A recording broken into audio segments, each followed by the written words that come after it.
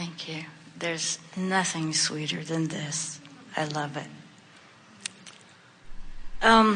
What is the vibrational essence of the energy of sexuality? Is it a stream of consciousness, like the stream of consciousness of Source? Is it a separate stream or a stream within the stream of the consciousness of Source? Please talk to me about one's own relationship to one's own sexuality, leaving a partner out of the equation. Please talk about my relationship with my inner being, bringing sexuality into the equation. When I am loving myself, aligned with Source, isn't there a sexual energy within the loving? I am not able to separate sexuality out of the experience of loving. It's my experience that sexuality is a part of all relationship, whether with a rock, cloud, animal, baby, partner, myself, or Source. Well, you've answered your own question within your question, and often we say that sexuality and spirituality, or sexuality and Source, are one and the same. And certainly in the way you are describing it, we would say that. But we also want to say that you can take the subject of sexuality just like you could take any subject, and you can talk about it from the framework of being in alignment with Source or in resistance to Source. It applies to all things. And so there is sexuality in alignment, and there is sexuality out of alignment. Now, we're going to take this, because of what you are asking and because of the depth of your vibration about it, to a place that we have not been before. And we want to talk about this you that was you before you even came forth into this physical experience. And you hear us say that you are non-physical energy and that you projected a part of yourself into this physical body. And there was a tremendous amount of intentionality from that perspective. And part of the intention was the continuation of that which you be, in other words, the continuation of the species. All of those intentions that have to do with continuing and surviving are energy that is projected from non-physical. So then you are here in your physical body and you are living life and expressing yourself. And so that continuum continues.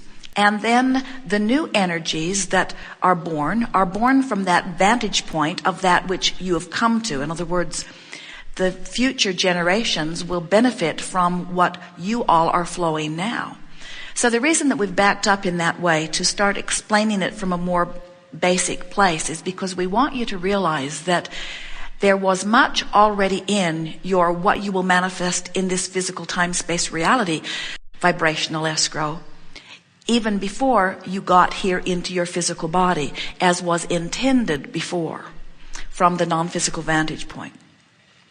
So, as you've been listening to us here today talk about hearing the call of Source and coming toward it, the reason that you can't separate sexuality from that kind of alignment is because it can't be separated. It's all part of the same thing.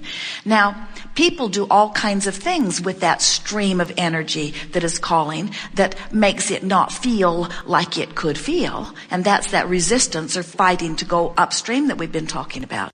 And that's why we say you can take any subject, sexuality or any other subject, and you can split your energy about it.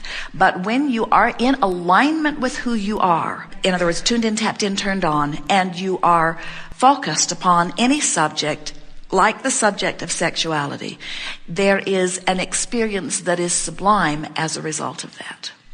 Everything is sensual or sexual in the sense that you are a physical being that is translating everything through vibration.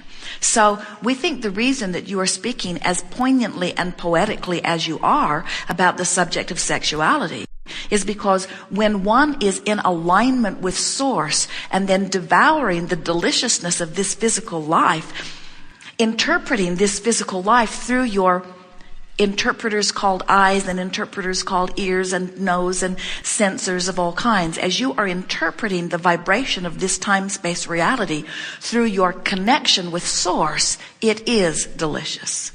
And your words, that is the most beautiful description of the sexual you that we've ever heard anyone speak. It is the way you feel as non-physical energy. Of course, sexuality means a lot of different things to a lot of different people. But we would acknowledge when two people come together and are both in alignment with source energy, and then they share the intimacy of what you in your physical terms call sexuality. There is not anything more expressive or expansive or good feeling than that either. Just like any masterminding or any coming together with like-minded beings. In other words, we talk all day, every day about you coming into alignment with you. And when you come into alignment with you, that is ecstasy. But when you come into alignment with you and then you co-create with another who is also in alignment, it is just a co-creation, and the alignment is just enhanced that much more, you see. We think the reason that you are talking about or wanting to know about the sexuality that does not include another, we think what you're talking about mostly, in other words, you could take the word sexuality out of it, although we are not asking you to, and just talk about alignment, just talk about closing the gap, just talk about being the expressive person who came from non-physical, who has lived life here, who has launched many rockets of desires on many subjects and has come into alignment. Many people, especially when they first begin meditation, find a sexual feeling about it, a feeling of alignment and well-being. And sometimes it bothers them because they want spirituality and sexuality to be different things. And we don't see how spirituality and alignment with Source should be separate from anything that you are. We want you to be the non-physical energy that you are while you live this life experience. So when you participate in anything in this physical body while you are in alignment with Source, everything is better. You see more clearly. You hear more clearly. Everything is interpreted clearly. Food tastes better. Things that touch your skin feel better. Everything inside and outside just feels better when you let every cell of your being be in alignment with the energy from which you come. Yes. Not too long ago, I had an experience with a man, and on my part, it was not very satisfying. And so a few weeks later, I had opportunity to be with him again, and I was debating whether or not to be with him in a sexual way. And then I decided that I was going to have some fun. And I did. And then the next day, I realized that it had nothing to do with him, that I had created my own fun, and that he was perhaps no more than just a prop in my movie. And so my question is, am I my own beloved, and is Source my lover? Well, your reaching for alignment certainly is your connection with that which you call love. And we can see how you could come to that conclusion after the fact.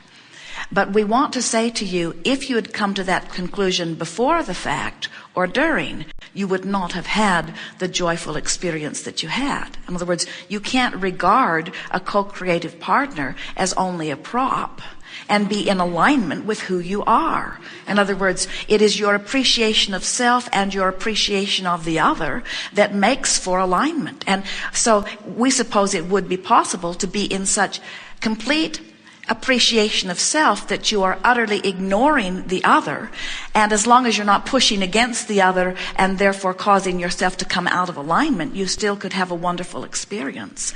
But we do not want to give the impression that we want you to come into this physical experience and have need to exclude others and only think about alignment, although you hear us say over and over again, tend to this alignment first. In other words, the alignment between who you are being in your physical body in any moment and your alignment with your source energy, that is paramount. And if you are tending to that first and foremost, and then from that place of alignment, giving your attention to others, now you are having co-creation at its best.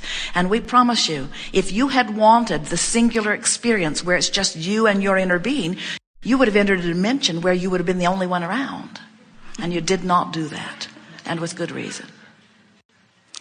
So what is it in my vibration that has led me to want this clarity and understanding and knowing about sexuality and to teach it?